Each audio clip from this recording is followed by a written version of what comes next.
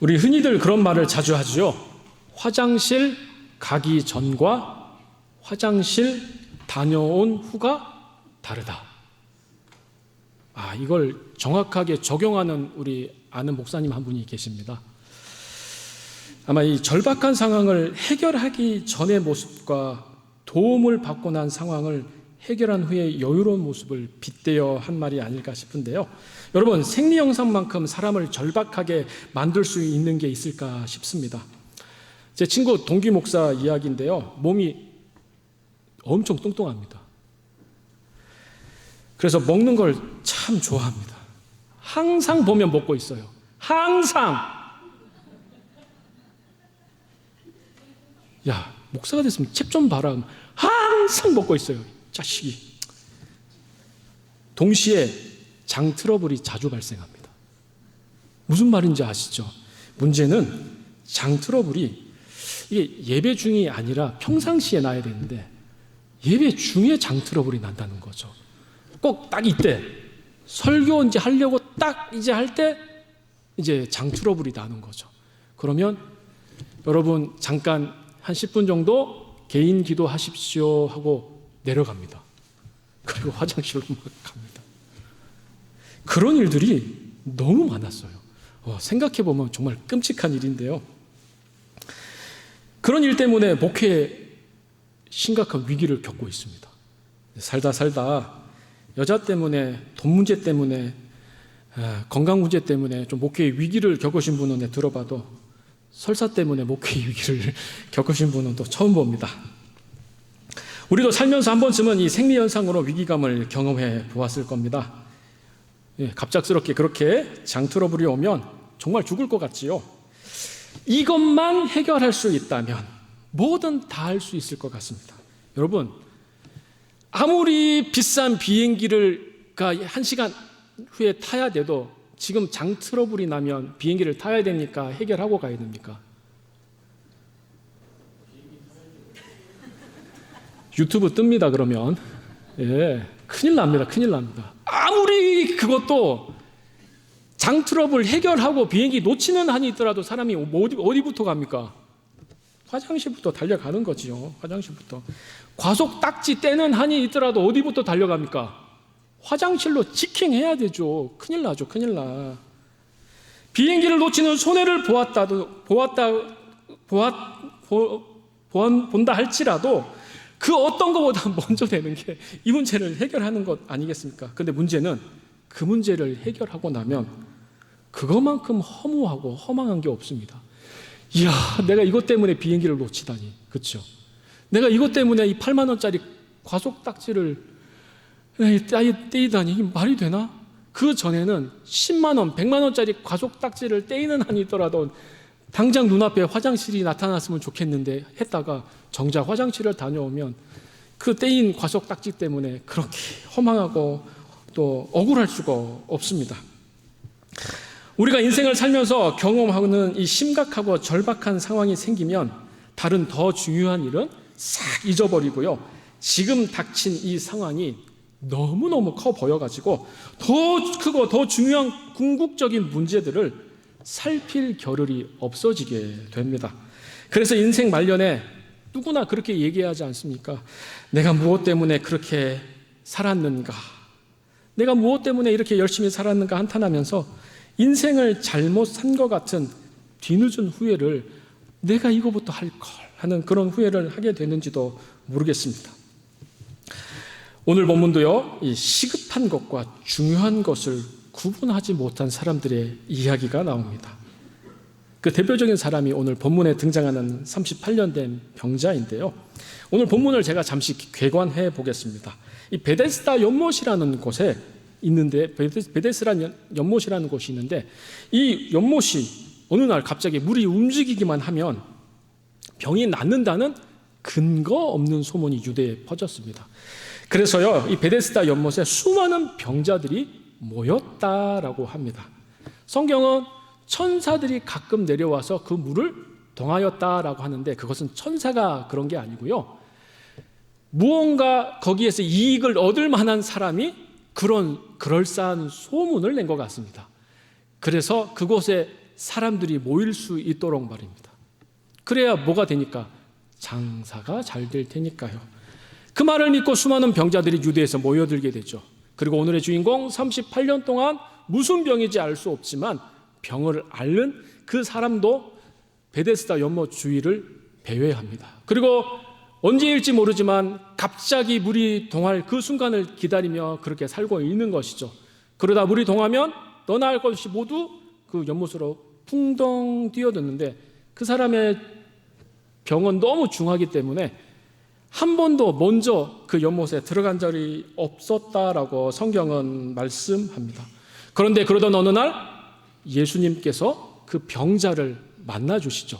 그리고는 그 병자에게 네가 낫고자 하느냐 물으십니다. 그러자 그 병자가 나를 연못에 넣어줄 사람이 없어서 내가 못 낫고 있습니다 라는 동문서답 같은 이야기를 하고 있지요.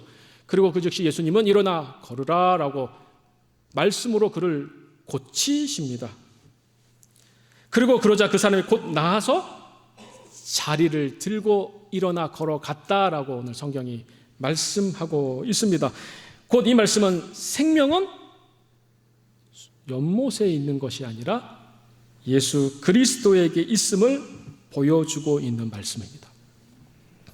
그런데요, 문제가 생깁니다. 9절 하반절과 10절에서 보면 뜻하지 않게 문제가 발생합니다. 우리 9절 하반절과 10절을 다 함께 읽어보겠습니다. 같이 읽지요. 시작. 이날은 안식일이니 유대인들이 병 나은 사람에게 이르되 안식일인데 내가 자리를 들고 가는 것이 옳지 아니하니. 본문은 말씀합니다. 하필 그 병자를 주님께서 고치신 날이 언제라고요? 안식일이었대요. 안식일이 왜요? 뭐 어떻는데요? 우리야 뭐 주일 대충 지킬지 모르겠지만 이 유대인들은 이 안식일을 철저하게 지킵니다. 안식일에 일하지 않기 위하여 안식일에 하지 말아야 할 39가지 조항을 그들 스스로 만들어서 철저히 지켰습니다. 하나님이 그냥 야 안식일에는 일하지 마라는 이 말 한마디 했을 뿐인데 지나친 과잉 충성으로 지들 스스로 39가지 안식일에 하지 말아야 할 조항을 만든 거죠. 첫 번째가 바느질 금지. 안식일에는 바느질 금지래요. 두 번째, 밭 가는 일 금지입니다. 안식일에 밭 갈면 안 된대요. 세 번째, 농작물 타작 금지. 네 번째, 빵 굽는 일 금지. 쭉 넘어가서 32번째, 두 글자를 쓰는 일 금지. 33번째, 두 글자를 지우는 일 금지. 34번째, 집을 짓는 일 금지. 35번째, 집을 부수는 일 금지. 넘어가서 마지막 39번째, 물건을 한 곳에서 다른 곳으로 옮기는 일 금지. 환장합니다, 진짜로요. 이렇게 유대인들은 안식일에 하지 말아야 할 금지사항을 무려 39가지로 규정하고 철저하게 지킵니다. 이 조항을 지키지 않으면 우상 숭배자 또 안식일을 범한 자로 여겨서 그에 걸맞은 형벌을 내리기도 하였습니다. 여러분, 사실 안식일이 무엇입니까? 하나님께서 인간에게 명령하신 것은 사람을 구속하고 억압하기 위함이 아니었잖아요. 그저 제7일째 되는 날은 쉼을 통해서 인생으로 하여금 이 땅의 진정한 주인이 누구인지 하루 정도는 기억해 보라는 의미가 담겨 있는 그런 안식일입니다. 동시에 하나님 안에서 자유와 평안을 누리게 하시기 위한 우리를 향한 안전장치였습니다. 그래야 노예들도 쉴 수 있었거든요. 그런데 유대인들은 하나님의 그런 의도와는 상관없이 그저 안식일에 일하면 안 돼라는 그 조항 딱 그 하나 가지고 그 명령을 문자적으로 그리고 아주 편협하게 해석하고 적용해서 유대인들 스스로 하나님이 명령하시지도 않았는데 안식일에 하지 말아야 할 39가지 조항을 만들어서 지키고 있었던 거지요. 오늘 본문에 등장하는 이 베데스다 연못에서 예수님의 말씀으로 고침받은 병자가 유대인들 눈에 거슬린 부분이 바로 이 부분입니다.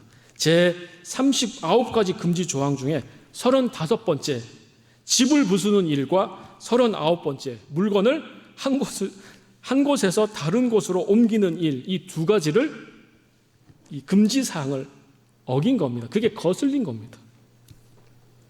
지금 병자는요, 38년간 옥죄였던 병에서 어떻게 해요?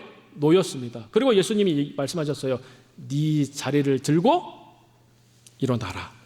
그래서 그 사람은 어떻게 했냐면 그 명령대로 깔고 있던 돗자리를 들고 갔습니다. 그랬더니 유대인들이 돗자리는 네가 살고 있는 집이잖아. 집을 부쉈네? 그리고 그걸 옮겼네? 너는 안식일법을 어겼네? 이렇게 된 겁니다. 안식일법을 위반했다는 겁니다. 여러분, 한 사람이 인생에서 더 할 수 없는 이 소중한 치유를 경험했다는 사실보다 그저 병자가 안식일에 자리를 들고, 즉 거주지를 옮겼다는 이 비본질적인 문제에 마음을 빼앗겨서 병자를 책망하는 이 유대인들의 모습에 충격을 받지 않을 수 없습니다. 오늘날 교회 안에서도 우리가 하나님의 의도와는 상관없이 이 비본질적인 문제로 쓸데없는 문제와 분열을 일으키는 일들이 얼마나 많습니까? 안 해도 되는 정치 이야기 때문에 교회 안에서 얼마나 많이 싸우는 줄 아십니까? 교회 안에서 뭐로 정치 얘기를 하십니까? 그리고 교회 안에서 왜 돈 얘기를 하시는지. 우리 교회 정도의 규모를 가진 어느 교회 관리 집사님이 어느 날 예쁜 강아지 2마리를 분양받아 오셨습니다. 하얀 백구 강아지인데 털이 복실복실한 강아지 2마리를 분양받아 오셨습니다. 그리고 교회 마당에 이렇게 놓고 키우는데요, 얼마나 귀엽고 예쁜지요. 교회 아이들이 좋아 죽습니다. 초등부, 유치부 아이들이 예배 드리는 것보다 이 강아지 2마리 보려고 막 예배도 있고 거기에 앉아가지고 막 헐러덩 누워있는 그 강아지 2마리 막 만지느라 정신이 없어요. 그래서 이 아이들이 강아지에게 이름을 붙입니다. 한 마리는 반짝반짝 빛난다요 별이, 또 한 마리는 구름처럼 포근하다 하여 구름이라고 불렀습니다. 주일날만 되면 별아 구름아 하면 애기들이 막 그 강아지들이 막 뒹굴면서 내려와요. 뒹굴면서 막 이렇게. 그럼 애들한테 달라붙어가지고 정신이 없지요. 참 예쁨 맞는 강아지였습니다. 그런데 문제가 생깁니다. 이 강아지 2마리의 이름이 유치부나 초등부 아이들이 지은 이름과 관리 집사님과 일부 나이 있으신 어른들이 지은 이름이 다릅니다. 별이와 구름이가 아니라 관리 집사님과 어른들이 지은 이 강아지들의 이름은 수유기와 전고리입니다. 느낌이 오시죠? 어른들 눈에는 별이와 구름이가 아니고 얘네들은 2년 후에 자기들 식탁에 오를 고기인 겁니다. 수유기와 전고리로밖에 안 보이는 거죠. 이걸 알고는요, 애들이 충격을 먹었어요. 수유기와 전고리 의미를 몰랐던 애들이 엄마 아빠한테 그 얘기를 듣고는 애들이 와 울어버리는 거예요. 우리 구름이하고 왜 별이를 왜 잡아먹으려고 하냐고. 이 나중에 이게 커져가지고 싸움이 벌어졌어요. 젊은 엄마 아빠와 나이 있으신 장로님과 안수 집사님들 사이에 이 싸움이 벌어졌어요. 어디 이 젊은 것들이 이 어른 앞에서 눈 시뻘겋게 뜨고 바닥바닥 대드냐고. 젊은 사람들 입장에서는 아니 교회 오셨으면 예배 드리셔야지. 아니 그 강아지 그 생명을 세상에 수유기하고 전고리로 잡아먹으려고 이 야만인들아. 이렇게 된 거예요. 그래서 막 이것 때문에 싸움이 나가지고 어떤 가정은 교회를 옮기는 분들도 계셨고 막 그랬습니다. 한동안 이 일로 교회가 얼마나 서먹했는지 모릅니다. 물론 그 개들을 결국은 다른 가정에 분양하는 것으로 일단락되었지만 참 교회는 별거 아닌 거 가지고 비본질적인 문제로 참 많이들 싸웁니다. 하지만 예수님께서는요, 결단코 비본질적인 문제에 마음을 빼앗기지 않으신 것을 봅니다. 말하자면 이 시급한 것과 중요한 것 사이에서 혼동해서 우선순위를 결단코 놓지 않으셨던 거지요. 우리 본문 12절과 13절을 한 목소리로 읽어보겠습니다. 같이 읽습니다. 시작. 너에게 자리를 들고 걸어가라.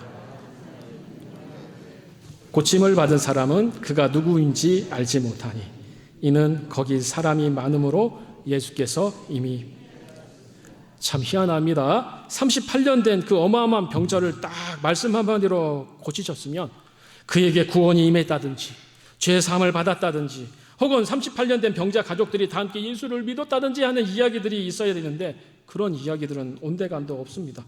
오히려 주님께서는 사람이 많음으로 그곳을 피하셨다라고 말씀합니다. 얼마나 좋은 기회입니까? 전도의 기회로 자신을 메시아로 알릴 수 있는 절호의 기회 아닙니까? 그런데 주님은 병만 싹 고치시고는 사람들이 몰려올까 싶으니까 싹 피하셨습니다. 이유가 무엇입니까? 안식일에 병 고치신 행위로 유대인들이 쓸데없는 트집 잡을 것을 아셨기 때문에 유대인들과의 쓸데없는 논쟁을 피하시기 위함이었습니다. 하지만 그거보다 더 근본적인 이유가 있었습니다. 결론부터 말씀드리면 사람들의 궁극적인 필요와 이러한 문제는 인생이 병에서 가난에서 벗어나는 것이 아님을 주님은 생각하셨기 때문입니다. 물론 사람이 병에서 놓이고 경제적인 위기를 넘기는 것이 우리 인생에 보기에는 시급한 문제이기는 합니다. 건강하고 경제적으로 여유로우면 얼마나 행복하겠습니까? 맞지요? 행복하지요. 하지만 우리는 인정하고 싶지 않지만 정말로 인정하고 싶지 않지만 저도 인정하고 싶지 않지만 예수님이 보시기에는요, 우리 인생의 건강과 경제적인 여유는 인생의 문제에서 가장 그렇게 근본적으로 중요하지 않게 여기셨기 때문에 병만 고치셔고는 얼른 자리를 피하셨던 겁니다. 서운하지요? 서운합니다, 저도. 그러면 주님이 보시기에는 어떤 문제가 가장 근본적인 문제로 여기셨을까요? 그게 본문 14절입니다. 같이 읽어보겠습니다. 본문 14절입니다. 시작.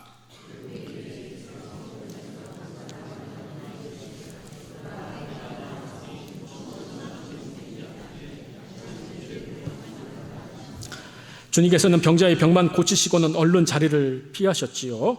그리고 적절한 때에 적절한 장소에서 고침받은 병자를 다시 만나십니다. 그리고 그에게 굉장히 의미심장한 말을 남기십니다. 네가 고침받았는데 더 심한 것이 생기지 않도록 다시는 죄를 범하지 말라. 얼뜻 이 말씀만 읽으면요, 당장 병을 고쳐주기는 했지만 너 또 죄 지으면 그 병 또 생긴다. 죄 지으면 안 돼. 라고 하는 예수 그리스도의 경고로 여겨질 수 있을지도 모르겠습니다. 요한복음 9장에 보면요, 예수님께서 이 날 때부터 시각장애를 가지고 있는 한 사람을 고치시는 장면이 나는데요, 그 사건을 보고 예수님의 제자들이 예수님에게 이렇게 묻습니다. 주님, 누구의 죄 때문에 저 사람은 날 때부터 저렇게 시각장애를 안고 태어났나요? 라고 묻습니다. 왜 그렇게 물었냐면 당시 사고에는요, 어떤 사람이 큰 불행을 당하거나 혹은 큰 장애를 입게 되면 그 사람의 죄 때문에 그런 장애와 어려움을 겪는다라는 통념을 가지고 있었습니다. 현대를 사는 우리도 종종 그러지 않습니까? 나에게 어려운 일, 답답한 일, 문제가 생기면 하나님 나에게 왜 이런 시련을 주시나요? 내가 뭘 잘못했나요? 라는 그 생각부터 하는 것처럼 말입니다. 당시 유대인들도 모든 장애와 질병은 죄에서 온 것이라 그렇게 생각했습니다. 그렇지 않습니다. 예수님께서 이렇게 말씀하시죠. 이 사람이나 그의 부모의 죄로 인한 것이 아니라 그에게서 하나님이 하시고자 하시는 일을 나타내고자 하심이라. 하나님께서 나타내고자 하시는 일이란 무엇입니까? 예수 그리스도를 통한 구원 사역을 말씀하고 있는 겁니다. 병 고침받고 건강한 육신을 가지게 되는 사건보다 주님의 눈에는 그 영혼이 예수 그리스도로 인하여 구원받고 하나님의 자녀가 되는 영혼 구원 사건을 보여주시기 위함이라는 겁니다. 마찬가지로 38년 된 병에서 고침받은 병자를 주님이 다시 성전에서 만나셔서 더 심한 것이 생기지 않게 다시는 죄를 범하지 말라라는 주님의 말씀은 죄를 지으면 또 병 생긴다라는 그런 뜻이 아닙니다. 병 고침 받는 것보다 근본적으로 더 중요한 문제가 너에게 아직 남아있다 그 말입니다. 너가 병고침을 받아 육신이 자유로운 몸이 되어도 영혼의 구원을 받지 못하면, 그래서 영원한 생명을 소유하지 못한다면 그것은 인생의 궁극적인 문제가 해결된 것이 아니라라는 예수님의 뜻인 것이죠. 그렇다고 오해는 마십시오. 우리가 병을 안고 사는 것이 주님의 뜻은 결단코 아닙니다. 경제적으로 허덕이며 가난에 허덕이며 그렇게 사는 것은 더더욱 주님의 뜻은 아닙니다. 38년 된 병자가 고침받고 뛸 듯이 기뻐하는 것은 당연한 겁니다. 마땅한 일입니다. 함께 축하해 주어야 할 일입니다. 우리 모두가 누려야 할 그러한 일입니다. 그래서 주님께서 그에게 병을 고쳐 주셨기 때문입니다. 하지만 38년 동안 옥죄었던 병에서 놓여 일어나 걸을 수 있는 그 일에도 불구하고 그거와 비교할 수 없는 근본적으로 더 중요한 일이 있음을 주님은 말씀하고 있는 것이죠. 사람은 몸이 아프고 경제적으로 어려워지면, 그리고 인생에서 이런저런 문제가 발생하면 마음속에서 그러지요. 살려달라 살려달라 사이렌을 울리지요. 그러면 우리 마음에서 벌써 긴장하고 두려워서 우리의 관심이 온통 눈앞에 있는 그 시급한 문제에 마음과 생각을 다 빼앗기게 되어 있습니다.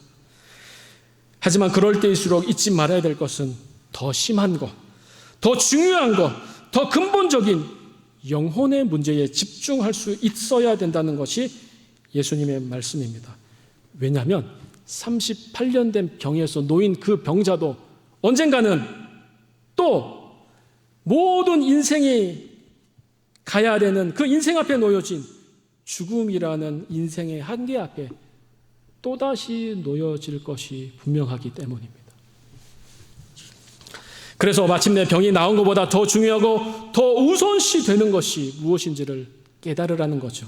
그리고 마침내 그것을 깨달은 병자는 드디어 이렇게 고백합니다. 15절입니다. 15절을 다 함께 한 목소리를 읽습니다. 시작.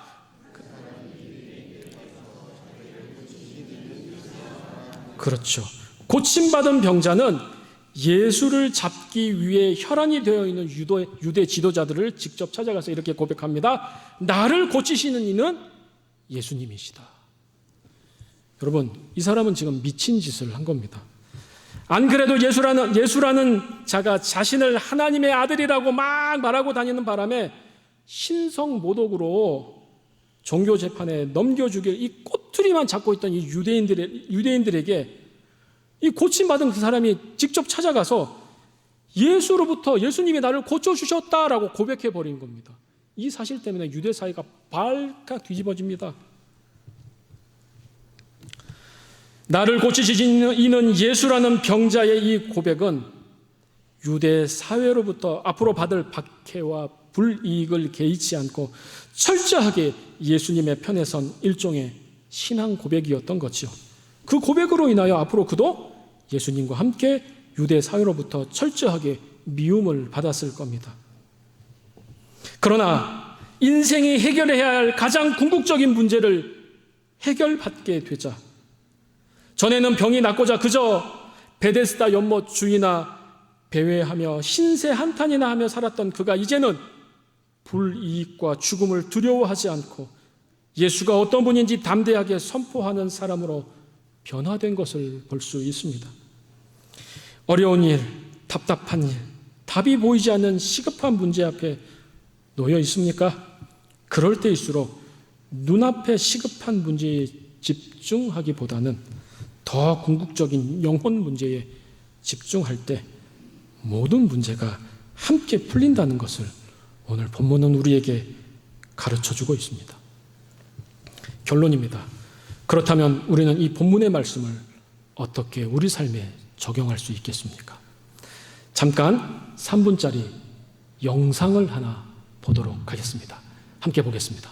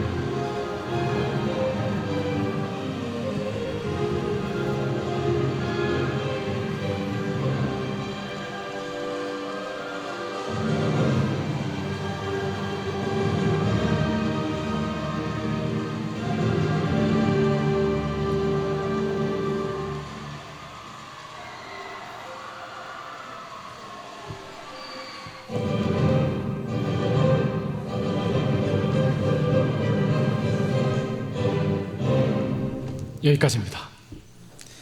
여러분, 이 소년이 결단코 경기를 포기하지 않았던 것처럼 우리 또한 그저 우리 앞에 산적해 있는 현실적인 문제 때문에, 이것 때문에 우리의 믿음의 줄을 놓지 말아야 할 줄 믿습니다.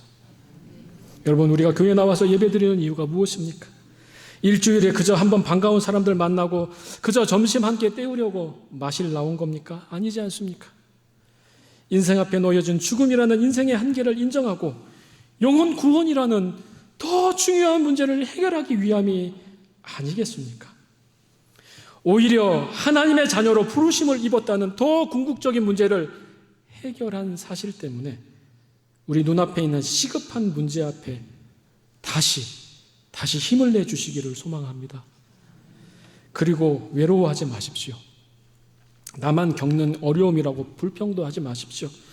줄다리기가 혼자 하는 것이 아니듯이 믿음의 길도 결코 우리 혼자 하도록 주님께서 내버려 두시지 않으셨기 때문입니다. 함께 이 길을 걸을 수 있도록 활빈 공동체로 묶어주셨지 않습니까? 따라합시다.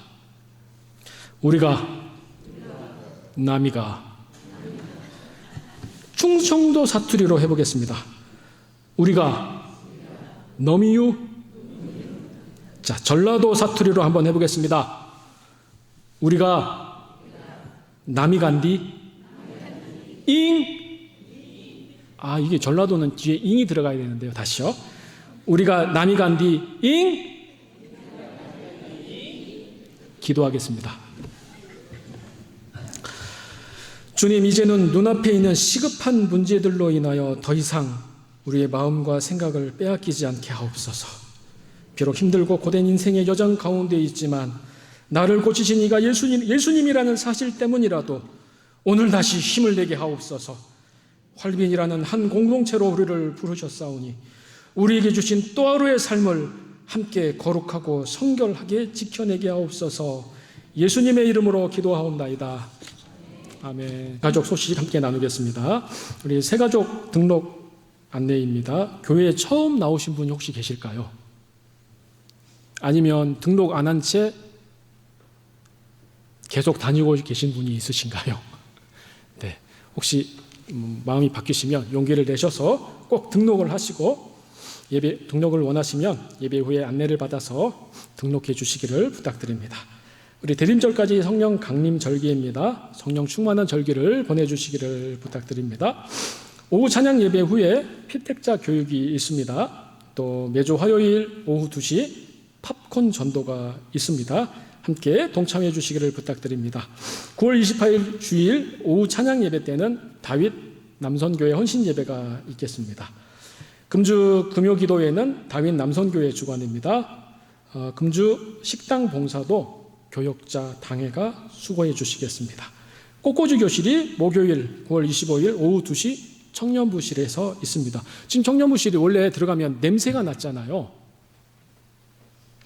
청년부실이 어딘지 모르시나요? 네. 아동부실 옆에 청년부실이 있는데요. 원래 거기서 했었는데 냄새가 너무 났었어요. 그 곰팡이 냄새가.